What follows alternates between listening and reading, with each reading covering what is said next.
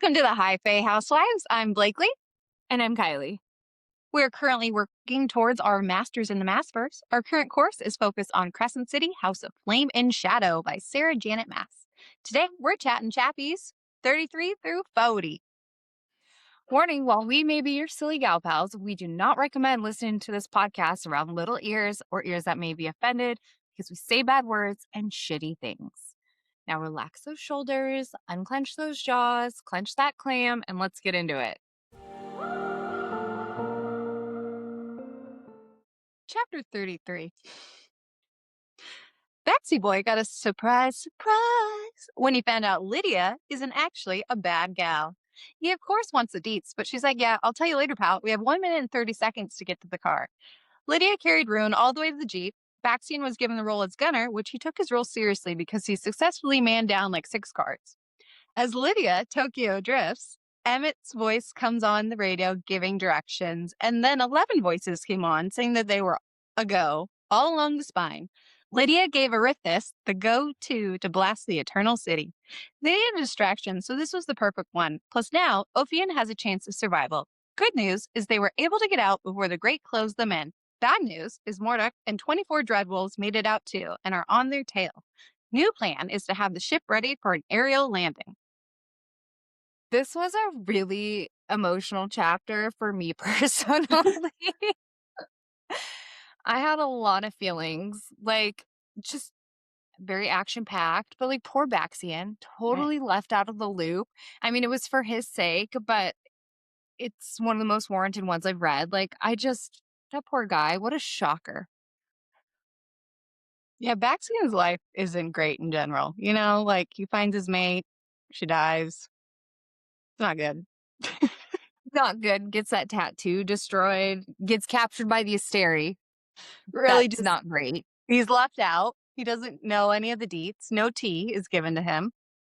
Like, he just wanted to be a part of this group so bad, and they just keep leaving him out. How sad. I know. Like, Hunt was such a dick to him all this book. Obviously, they become bros again. But it's just like, God, let this poor guy in. He has nobody. He was literally a lone wolf all by himself. But an angel wearing Crocs. Not in this situation, though. No, he doesn't have any. I also want to point out that it did say, using her good hand, Lydia hit the button on the elevator, and Ruhn with his missing hand, Lydia. Fucking Lydia. That's twice I've done that. Lydia with hers damage, like together, they have a whole set of hands. It's too soon. It's really too soon for somebody that doesn't like missing hands. And with that one hand, Lydia, not to be confused with Lydia, was such a badass because she carried Ruhn on her fucking back. There's no fucking way because that motherfucker is tall. Yes, you are correct. Damn, with those heavy ass wings. Yes. I mean, he probably lost like 3 pounds with the missing hand, but like he's still. Sorry, Ruhn doesn't have wings. Oh. She's not carrying everyone. She's carrying them all. She's a badass, but not that badass. Do you think you could carry Ryan? So Ryan actually hopped on my back yesterday. Okay. Normal for like a piggyback ride. But I, at one point, could carry him, but I could barely shuffle my feet forward. And so, no, in this situation, I'm leaving Ryan. Yeah. No, John, not really my problem anymore, you know? Especially if he had a nub in hand. Bye, pal. Absolutely not. He's got 2 legs that still work. Carry them. Carry them. I could maybe try dragging him by his legs. That wouldn't feel very good. That wouldn't work. No, probably not. And then through all of this, it gets emotional at the end because a voice crackled over the radio. Declan Emmons' voice, Daybright, you read. Hot tears began to streak down Ruhn's face. The way everyone came for him, that's what she said, is such a great example of found family. Well, I mean, like, he'll go to Pound Town with Lydia, so she'll be family, but just, like, not in the same way as Declan and Emmett and Ethan. But I love this found family. It was a really beautiful moment during all this craziness.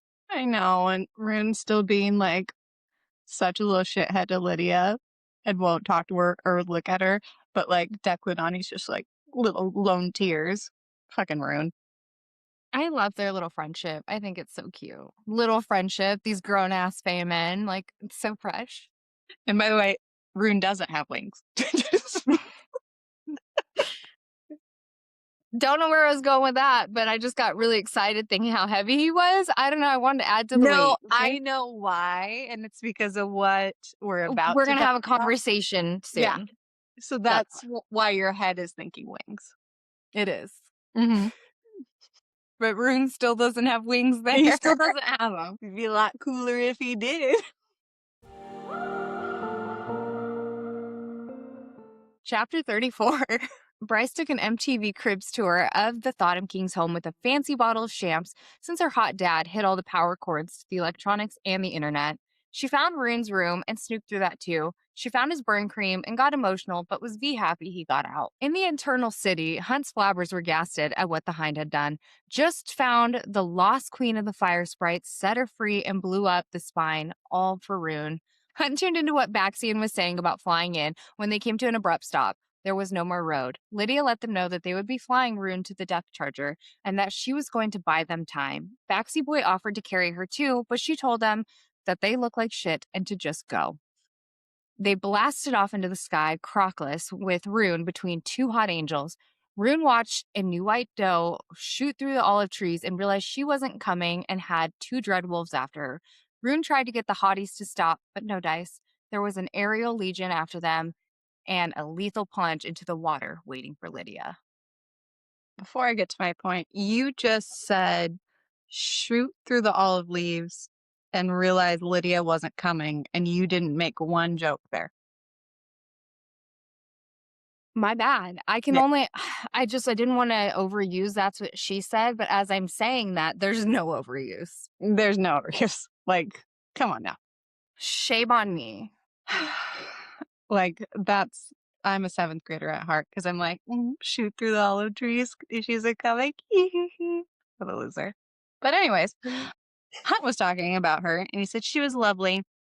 Her coat so gold, so pale it was nearly white. Her golden eyes were framed by thick, dark lashes. A slice of darker gold slashed up between her eyes like a lick of flame. And just another clue, she comes from the Brandon line. Like a lick of flame. We know that family with their fire magic. On top of the gold alluding to her witch heritage.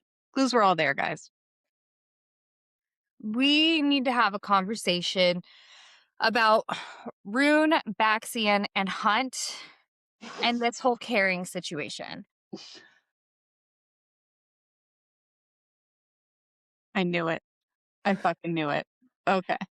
Okay, so we need to talk because it's said that that Hunt and Baxian were carrying Ruhn. So we have option 1. Hunt is carrying Ruhn by the shoulders while Baxi Boy has the legs, but their wings would be touching. Yeah, like how would you fly with that? That's not a big wingspan to kind of. Because, Ruhn's tall, but he's not super tall, like 20 feet tall, where their wings won't touch, okay? And they're crockless, so they're not comfortable like this. Mm-hmm. But then, let's talk about option 2. If they're facing each other carrying Ruhn, because we know it says that Hunt had him by the shoulders and then Baxian had his legs. If they're facing each other, their flaps are going to maybe kiss, They're going just the tip.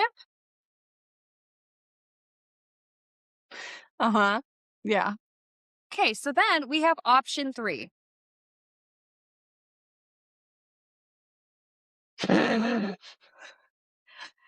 We have Hunt still carrying him by the shoulders, Baxian still by the feet, but he's like holding him up. Does Baxian have a foot fetish? Is this the option? From here, I am seeing Hunt's legs dangle, but one could think that is a different thing dangling in poor backseat boy's head. I just want to point that out. It looks like a little Eiffel Tower situation is happening between the three of them. And I just need that known. Open for interpretation, okay? Mm-hmm. Okay, so let's talk about option 4. The Spider-Man. Hunt has the feet this time, and he's dangling him to Baxian. I don't think this one's gonna work. Nobody wins in this one. Hunt doesn't want this. Baxian doesn't want this. I don't think Ruhn would feel good about this because all the blood is rushing to that handless stump. Yeah, that wouldn't be good. I feel like blood would be squirting out there. So, I'm unclear of how Baxian and Hunt carry Ruhn. This is the only plot hole I found. I am thinking it's option 2. But what about they'll sit there and go in one spot because they're flapping to each other. Well, The maybe tips will kiss. they're able to turn a little bit, move their shoulder to kind of get it. But going. then we start to have this situation where wings overlap, Open for interpretation. I have a lot of questions on how to make that work. And this is an educational podcast. We are women in STEM, and I really appreciate you bringing this to the masses. 2 ways. I have some questions. I truly hope that they are answered in the next ACOTAR. Yeah, Sarah's gonna make time for this. That's what took her so long. Actually, she was trying to figure out this plot hole. She's doing the math, making it work. She's like, math ain't math, and I got to figure this out. Chapter 35. The Death Charger showed up with Therian, signaling to them to land. Ruhn is instantly like, you need to go help Lydia right now. So Therian had his cock out for a minute, but then went to play hero in mare form. Well, they just casually brought up that he wasn't worried about nudity, and I'm like, so his cock was just waggling out. Hanging out with his wang out, Yeah. On top of the he Death has to be Charger? he's got to be super proud of it. He's like, let me show all the Malachi my wiener and all the mare. It's just that good. Good for Therian, truly. Yeah. He has BDE, so it makes sense. He just makes really shitty decisions, but with a wiener that size, how can you not? I know, you really can do whatever you want. It's fine. Lydia was stranded and out of breath with their soldiers tracking her down. They were so close to getting her, but she was able to get to the top of the mountain. They all switched into their humanoid form and were ready to shoot. She could hear the aerial legion above, so she jumped. She heard a gunshot, and she let out a bloody laugh as she died. So she thinks, not with Therian and his big wiener. No, his wiener just slapped her and woke her up, okay? His wiener's put away now. He's in mare form, but we're just making shit up. He's carrying her, and that wiener just floated up, kept everything locked in. He held her wiener. Her wiener?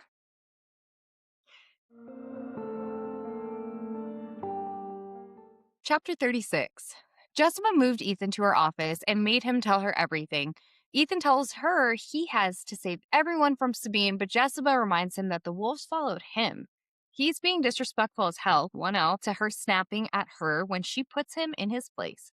She told him her price is him as her assistant because she's not a big fan of paperwork. He doesn't have an option despite threatening to go find another necromancer because he is in her house, so he accepts. Jesiba loves Bryce. The password is Jelly Jubilee. The fact that she didn't change it despite her employee leaving is it's just another sign that she loves her. I love Jesiba. That's all. No notes.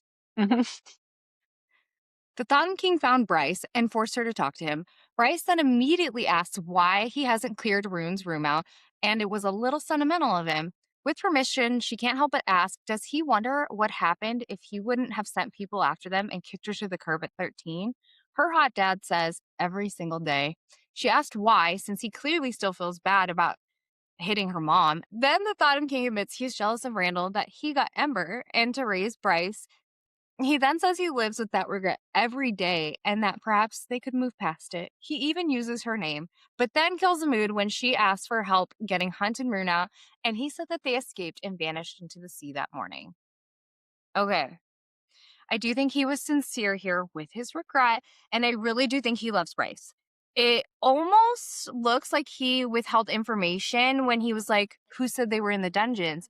But he did say he was looking for her and blocked her path. So he was going to, but she had verbal diarrhea and then pretty much ended the conversation when she stepped around him and walked towards her bedroom. The Thottim King was being vulnerable, and she didn't even ask why he was looking for her. Like, he almost had a moment of redemption, but Bryce was like, nay, nay. Bryce just isn't interested.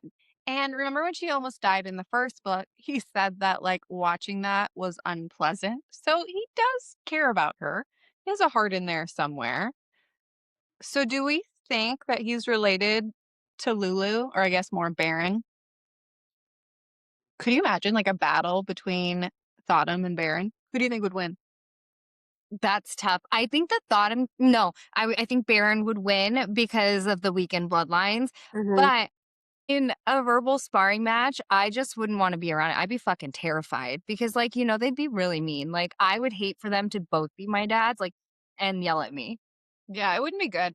I think that Thottim would be proud to have Eris as his son now. Like he'd be proud of Eris.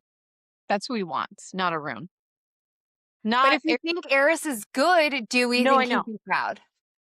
It would just matter of him figuring out that Eris is playing both sides. But like I think he would like how he presented himself as a prince. I do think Eris is good. There's no doubt in my mind about it, actually. We think Eris is good and Moore is bad. The Autumn King is Fae, after all, and so he is an asshole. He told her she was bringing him to the Fae world whether she wanted to or not, and then he blackmailed her about her new little brother and threatened to tell Rige. He even thinks Rigelus will give him some of the land that they conquer. He wants to be king of an entire planet. A continent isn't cutting it. Bryce let him know that Thea thought the same thing. He tells her that the knife and sword can end him, so it is a solid bargaining piece. Bryce shares that she tried that and nothing happened. Her hot dad let us know that she has to order them to work, and then they can open a portal to nowhere.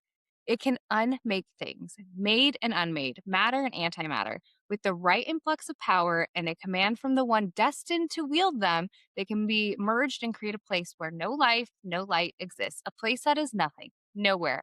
He read about it in the Avellan archives centuries ago. Bryce wanted to see the research herself, but she can't. She's female and has to be invited. She turned and went down the hall, not to her room, but to Ruhn's. A place to nowhere where no light exists, like something similar or akin to like a void. Exactly. Wow. I like that when I was reading this. I'm like, oh yeah, the planet nowhere. I'm like, that's Marvel, actually. Very easy to get confused. Mhm. Totally. We're talking about multiverse here. But I was laughing, thinking about the Thottim King, thinking he could just show up to Prithian and he would be king. Sir, not only would Reese sweep the fucking floor with you, so would everyone else in his inner circle. Like you would have never made it at all. Imagine like Tamlin going against the Thottim King. The Thottim King thinking he's hot shit, but then you've got like the symbol of House of Flame and Shadow. True. Slash And then Bigfoot.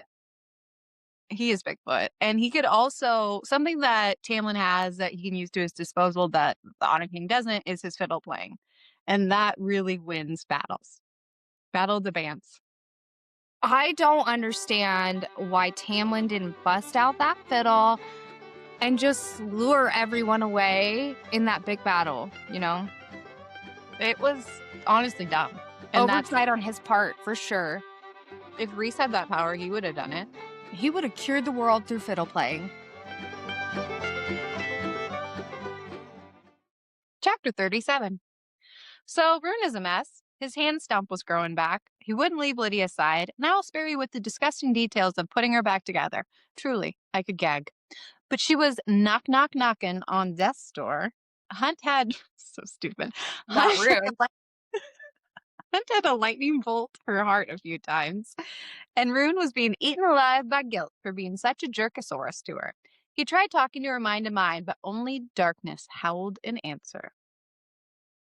I swear SJM is fucking with you personally with all the mentions of the hand. Like every chapter, there is a mention of Ruhn's missing hand. It is a key part to this story. And even at this point, it's starting to grow back, and he's like saying it's super pale and skinny.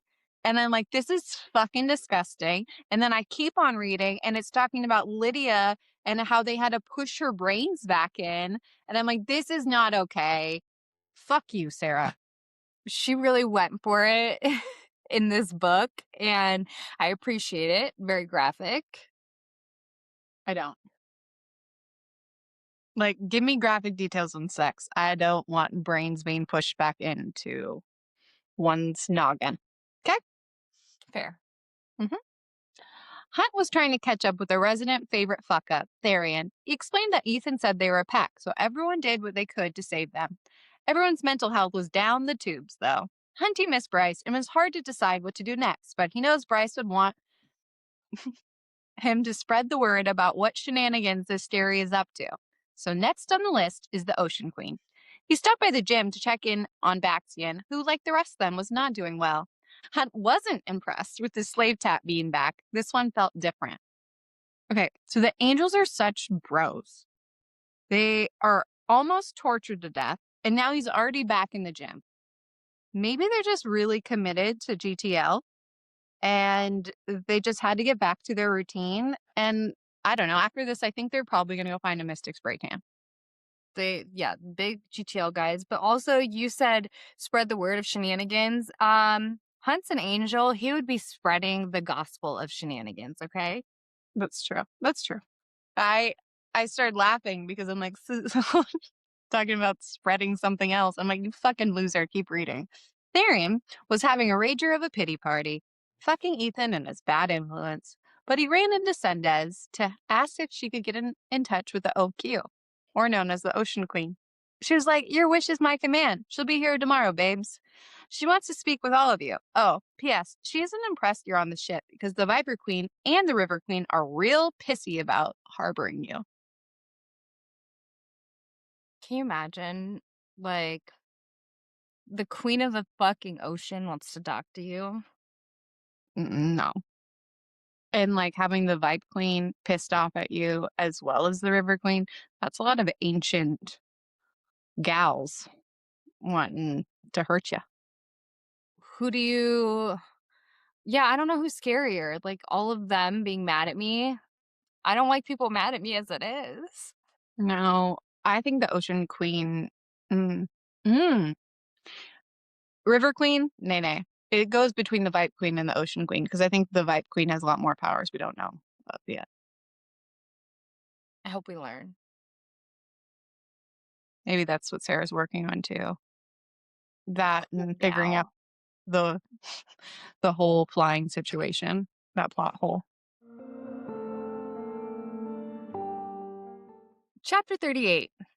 Jesiba was not impressed with Ethan's inability to control the books and points out that Angel Face Lahaba was more effective. I love that Lahaba is kept alive throughout this whole series. I know. Hunt does a good job of talking about her a lot. Ruhn does in this book too. Like, we all love Lahaba. Truly. Moment of silence. Pour one out for your homie. Thank you. I know who Jesiba reminds me of. And you know, in Romeo and Michelle, at the end of when they're at the reunion, Elaine Hendricks' character comes out with her short blonde hair and her white pantsuit, and that's the new Jesiba in my head. And we're almost done with the series, so of course I would figure it out in the last few chapters. I can see that though, like Elaine Hendricks. Yeah, you know, like when she comes in, she's like, actually, there's nice lines of these dresses. Like, I feel like it could be Jesiba. I'm into that fan casting, you know. Thank you. At that time, not to date us. No. Also, I know she probably does, in fact, need an assistant, but I think more than that, she knows that Ethan needs some busy work. and has a purpose from falling apart. She knows he still has a part to play and wants to make sure he's okay. She probably finds him insufferable though, because she has a good judge of character, but she's taking one for the team. She knows that she loves him by association because she loves Bryce. She's like, ugh, I have to be nice to this kid. That's all Which, it is. she deserves a medal for it. And he went to school for art. So she's like, yeah, I guess he's okay by association. He can at least do some busy work for me because he's not like stupid. She used what I assume would be a mom voice to the book, and Ethan was finally able to shelve that bitch book. Ethan couldn't help himself and started asking Jesiba questions like, does she really have what's left of the Library of Parthos? He also asked why she didn't sell them. Jesiba has her own magic weaved into those books, and she is not the sharing type. She tells him that they contain math, philosophical treatises, plays, poetry, and all the things before the Asteri. Jesiba shared what happened at Parthos. 100,000 humans marched to save the books because they valued books and learning. Those people fought so the library of priestesses had time to smuggle the books onto ships. Most didn't make it except for one ship, the Griffin. It made it across the Haldron and into safety in Valbara, thanks to the Ocean Queen, or the OQ. Then she points out Bryce knew when to shut up and that she never asked about the Archesian amulets that the Parthos priestesses wore. Fuck. You did it. Finally, Ethan is like, what? Who are you? Jesiba shape shifts into a younger hottie with long hair. Turns out Apollyon had found the Griffin because he heard all the hot goss about the haps around these books, and he wanted to know what was in them. He didn't believe it was just knowledge and cursed her to live unchanging until she showed him the true power of the books and that someday she will share the secrets with him. What if the Library of Parthos is neither the Tor Kesme or Parvani or any other library? It's just that, Parthos, but it was in the same location as the other libraries. And then there's a rift for access between the libraries. And like maybe Midgard was the middle world over these like overlapping ones with the most magic between the world with like Aurelia and the world with Prithia. And like, who knows? I like that thought. Just like with how the library is an ACOTAR, I like the library being magical and there being a rift there. I'm into it. Well, the library is magical as fuck. Mm-hmm. And think about the fact that the twin ravens got in through the library. Speaking of libraries, I want to talk about Silba's womb beneath the Tor Kesme because it is basically the library of health and wellness. We love a health and wellness. We're wellness gals. Go ahead. So it's this enormous cavern beneath the Tor with natural hot springs that flow into tubs that were built into the floor. It was discovered by an ancient architect. And then when Irene went there after working on Kale for the first time, Irene stared into it, the womb of Silba herself, and could have sworn she felt something staring back, listening while she thought through all Lord Westfall had told her, things out of ancient nightmares, things from another realm, demons, dark magic, poised to unleash themselves upon her homeland. It's like that feeling was amplified by the water or cavern, unclear which. And then when Irene goes back later and finds Jaffa Tower's bell, it's almost like the darkness is speaking to her there. Irene peered up into the darkness of the womb overhead, feeding the Valk's power had been feeding off of him. Yes, the darkness seemed to say it was answering to her. And there's this whole tunnel system with caverns under the Tor, and we know that they find Duva in one with gold. And the tunnel system is giving like this continent's natural thin place where there's like a hidden pot or where there's a hidden pocket of magic with all like the healing capabilities of the Tor. Vesper said they're hidden all over. And the way that this cavern system is under the Tor Kesme is feeding my thoughts about specific libraries being thin places or rifts that connect to others. The library in ACOTAR is built into stone under the House of Wind. We know in Valaris, there used to be before the war great libraries full of cranky scholars who you could find homes dating back thousands of years, but humans were not allowed inside unless you were someone's slave on an errand or even when you were closely watched. But then Reese goes to say, because the books were full of magic and things they wanted to keep humans from knowing, the scholars and librarians refused to keep slaves of their own. But mainly, they didn't want them accessing the books and the archives.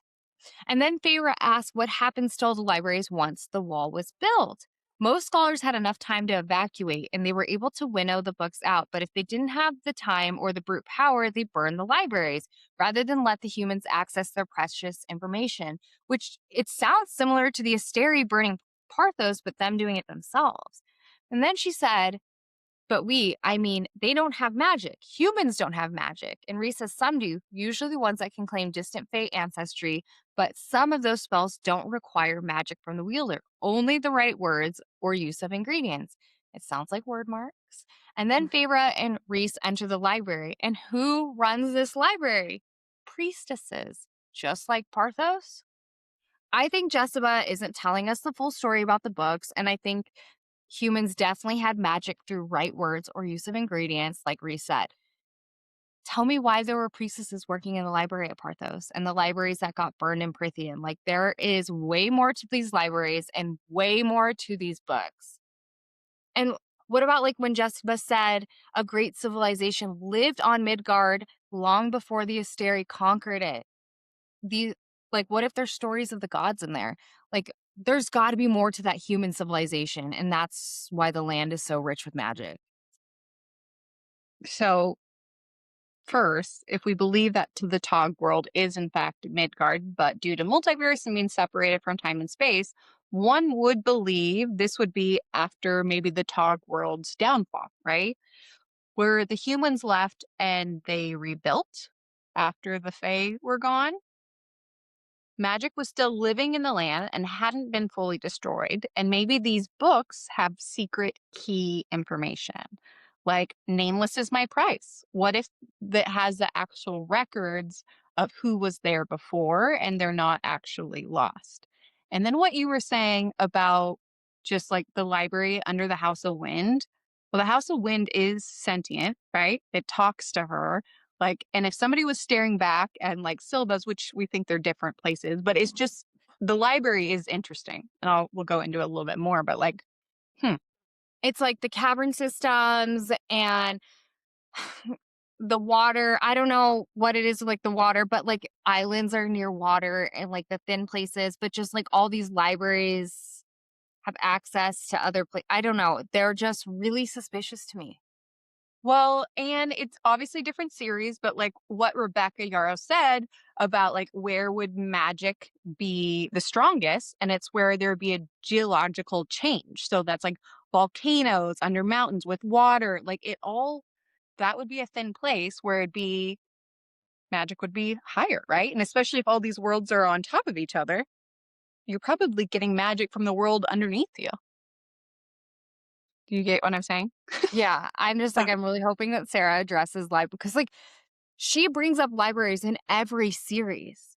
They Mm-hmm. are so important to every series, like the Great Library of Orinth. Like we're talking about, um, the Torquesme and and Parvani and all of that. And it's just like there has to be something tying all these libraries together.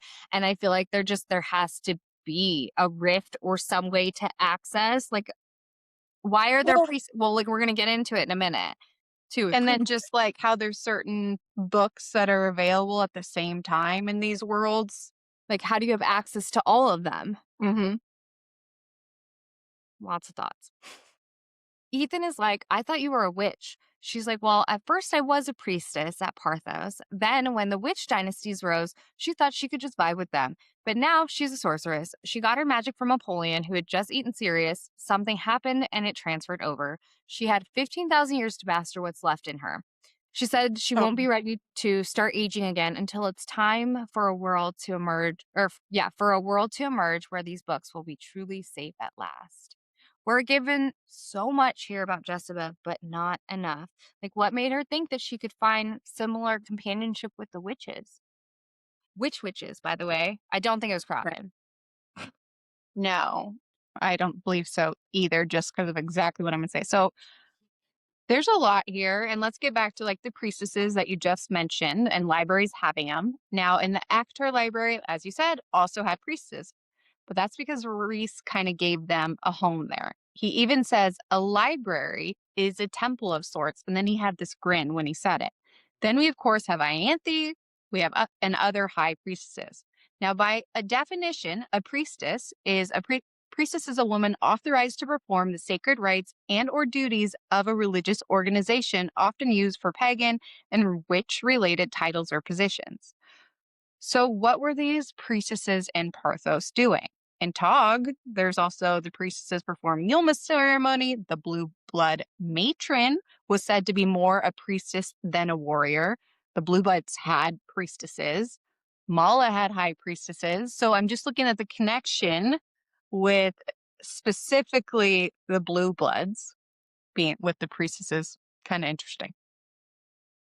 And in ACOTAR, we do not know who the priestesses worshipped at all. There is not one inkling of who they worship. Like they actually worship. They are present for a lot of things, but they never say who they worship. So that's another thing that's like super suspicious about them. Mm-hmm. Because as a former priest of Parthos, Jesiba doesn't say who she worships. No. Like it's said in Tog, but by ACOTAR, and then there are other priestesses, obviously, that we talk about, but Jesiba does not say that who she's worshiping, which is And Peculiar. she thought that she would be able to find that camaraderie with the witches. Yeah, interesting that you would go from being a priestess to a witch. I also just want to give a little reminder that the word Parthos comes from Partheni, which is where an Illyrian tribe lived in southern Illyria, which is now in present-day Albania, not Albany. Albany's in New York, so don't be confused there.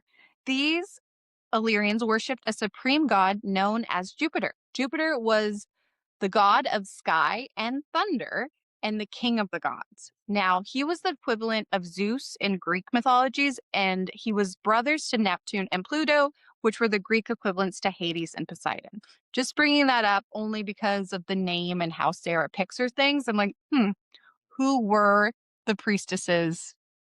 Like, what was their purpose? Who were they worshiping? Is it just libraries? I wonder if like all these like priestesses honor or worship like an OG set of gods, like, Mm-hmm. and they're all the same ones. And Apollyon says something, and Jesiba talks about it. He believes that they're a weapon and that I'll one day grow tired enough of living that I'll hand them over and reveal all their supposed secrets. And it's giving Tog when Aelin says libraries are full of ideas, perhaps the most dangerous and powerful of all weapons. Which, back to what you said, Sarah really hypes up libraries. There is something more there for sure.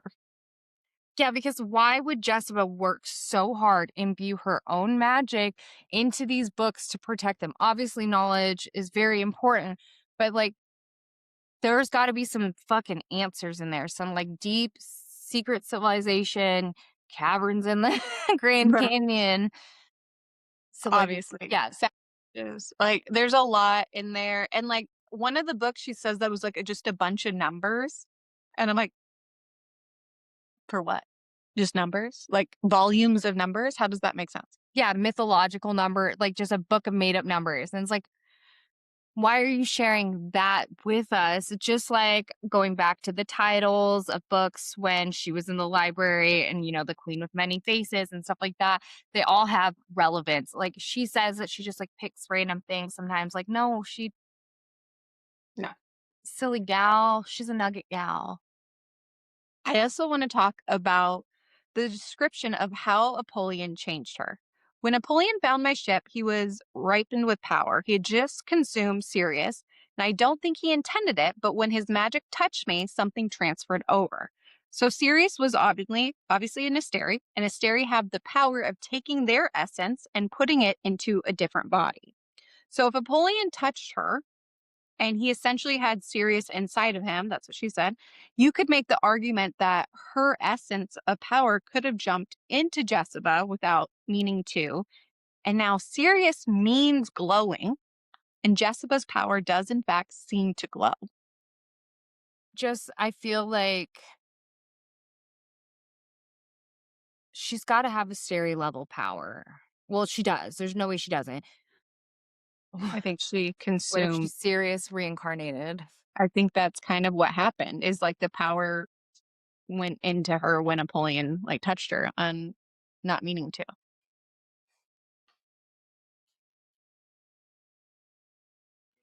And that's why she's so feared. That's why she gets a spot at the table when it's just the sorceress. They don't want her to know what she's truly capable of. No, I love that gal. me too. Chapter 39. Bryce chose violence against her sire. She monologued a bit about how amazing her real father, Randall, is, and distracted Thotham enough to not only get Gorzian shackles on him, but also grab the Star Sword and Truth Teller. Then she was like, so our bargain is instead of me shanking you, I let you live. P.S. Thanks so much for sending everyone away and telling me all the deets about the blades. I'll leave you a bucket and some water. Tickled pink you didn't ward against teleporting. Okay, bye-bye. In the closet you go. Before she checked out of Thotham Hotel, she played with the orrery a bit to see what Celine's power does and created an anti-rainbow, if you will. Light falling into darkness, droplets of starlight raining from the highest beams in the shadowy band at the bottom, devoured by the darkness below, like the fading light of day of dusk. Curious. She did a little magic trick with the prism and had it charge her up, and then she thought of home, Hunt.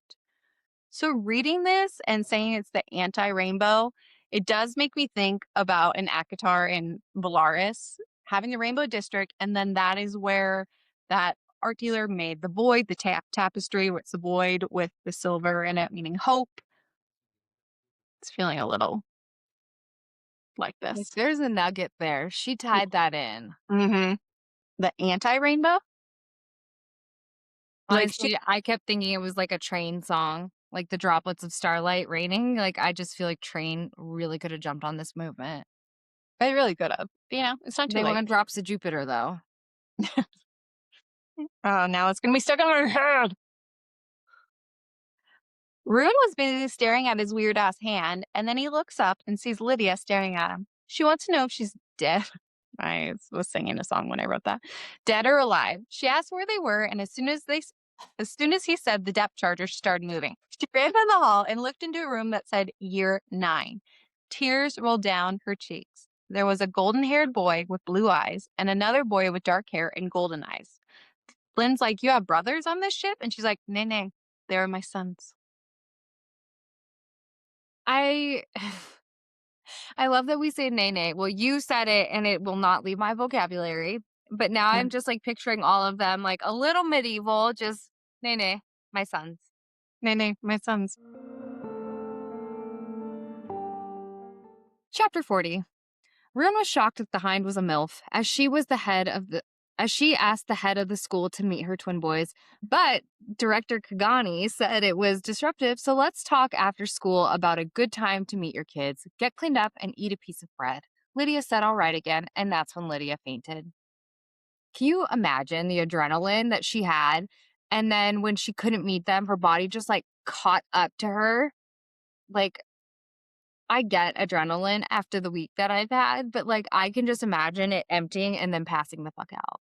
It is very mother, like talking about mothers and like how we will do whatever and get every bit of strength. And then like she's not needed and has a second and her body's like, actually, we're done. Like, I mean, pulling out her IVs probably factored into that, but adrenaline is what kept her going. Yeah. Like she got down the hall. The shock I had when we first found out that the hind was a mom was truly a lot. I did not expect that at all. No. Like, this badass gal is also a mom. She did a twofer. Yeah. There was none of that. I was not expecting her to be I almost said mommy and I almost punched myself in the face. So go ahead. So the hind of witch blood had twins, and we have seen twin witches before. In Throne of Glass, the green-eyed twins, Fallon and Fallon. Faline? Yeah, Faline? sure. Faline?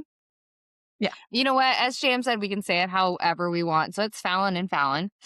The Okay. demon twins, as they are so often lovingly referred to, but for offspring not being common in the magical world and twins generally being even more rare, we've seen several sets. But she doesn't abuse them. She doesn't do like too many because, like, we have in Throne of Glass, Fenris and Connell, Moonbeam. They're the black Mhm. and white wolves of Doranel. And in ACOTAR, we have the Wraiths. Okay. So Newall and Ceridwen. The creepy twins, Prince Dagden and Princess Branna.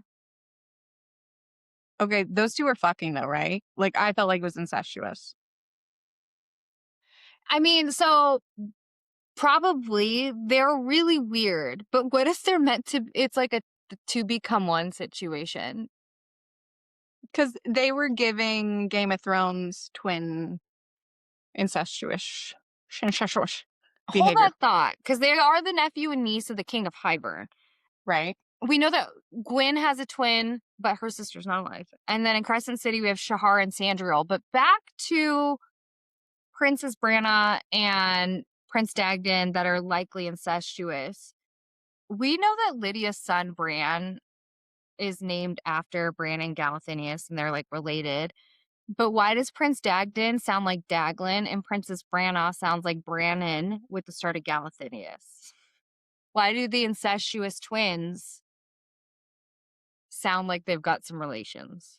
Well, we know that Aelin and Rowan were related, so incestualness in that line is just what happens. Yes, okay, that solved Yeah, why the niece and nephew, the King of Hybern, yeah, are related to Bran and Galathinius. We made that's this right. crazy connection. Just for the record, I don't believe that they are tied to them. I just No, thought that the the names being names.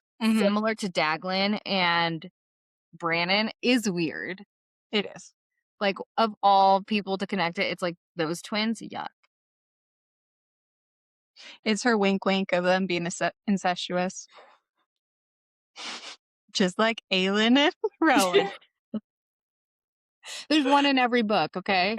There is. And if we go with my theory that I believe that Bryce is Adis's person, descendant, that's the word I was looking for, then that would make her and Hunt a little cousin When loving. test tube baby, Mhm. yeah, you're right.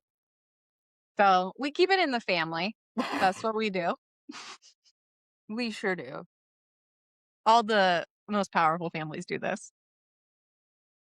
You're not wrong. They do it to keep like bloodlines and I whatnot. mean, But royal I bloodline, but I mean Feyre did murder them, so you know, deserved. I also want to give a little Greek mythology lesson on the name Actaeon. So, Actaeon was a son of a minor god. He was a hunter, but he accidentally saw Artemis bathing. So, the goddess turned him into a stag, and then his own 50 hounds hunted him down and killed him into his stag form. So, clearly, the same story is happening here. Not even uh close. SJM clearly drew inspo from that. That's crazy. Mhm. Hunter. Actaeon's gonna die from watching somebody be naked taking a bath. It's for sure gonna happen. What if it does? That would be like the worst death in all of these books. He saw a little titty and now he's dead. Those nipples are Cathona's tits. deadly. Those Cathona's tits, man. They'll get you every time. Hunt, Therian, and Baxi Boy were in a conference room waiting for the Ocean Queen, whom none of them had seen or met. And that's when they felt her. That's what she said. Like an undersea earthquake, as menacing and deadly as a tsunami, ancient and cold as the bottom of an oceanic trench, I think it's safe to say that she has arrived. At first, she was tiny, barely more than 4 feet, with pale ass skin, dark shark eyes, a heart shaped face. She was kind of mid, with a kelp gown and some shells and corals in her train. Corals. Mhm. The boys bowed, and then, like the bitch boss she is, she made them worship for a minute before she had them sit. She's not impressed when she looked at Therian and said, "You have brought a heap of trouble to my doorstep." I I cannot stop picturing Samara from The Ring.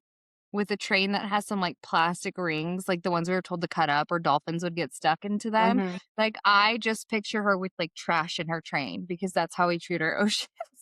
Plastic rings. There's gotta be plastic straws that I refuse to give up, you know? I do reusable plastic straws. I would even put them in a carrier case, and I would take them with me to Disneyland. Oh my god, those paper straws are the fucking worst. Oh god, no. I am all for saving and the animals, recycling and reduce, reuse, recycle, but, like, those paper straws are awful. I want you to know that every time I actually go to a coffee stand, they're like, "Do you want straws?" And I always say, "Yeah, fuck the turtles." And they That laugh. seems like something you would say. And they laugh every time. It's But my you're dad. serious. Yeah, I'm serious. Turtles stink, you know? I'm just kidding. I don't want the turtles to die. Just to be clear. Don't cancel me. Therian was ready to have a bowel movement. He was so terrified of the Ocean Queen. That's why she said to shit, you know? She is asking how he has 2 queens that want his sexy head. Which one? And tells Wow. him that there is a bounty for 3 million gold marks from the Viper Queen and 5 million if he's alive so she can punish him. Sounds Ooh. a little sexual to me. She's holding a grudge for the mishap of the fire at her meat market. But why stop there? Sister Eastros is pissed too and threatening war. Bryce Quinlan to save the day because she just pissed on Therian and claimed him for herself. And I'm not going to make an R. Kelly joke, I promise. Really just ending this episode with a bang. Truly. Bryce pissing on Therian. You know? We're not kink shamers. Do what you got to do, guys. We would never. I might shame you a little bit on that one, though. Not my vibe, but if somebody else wants to, good on you. Mm-hmm. Yeah. Thanks for giggling through our journey with us today. We have new episodes every Tuesday. Join us next week as we get into chapters 41 through 48 and our coverage of The Rights of the Starling has begun. So check us out on Sundays. Make sure you follow us on social media for all of our latest updates, theories, and more new book goofing. Don't forget to hit subscribe and give us a review wherever you listen. All links are in our info. You giggling gal pals, we will see you next week. Go give us a 5-star review right now because you love us.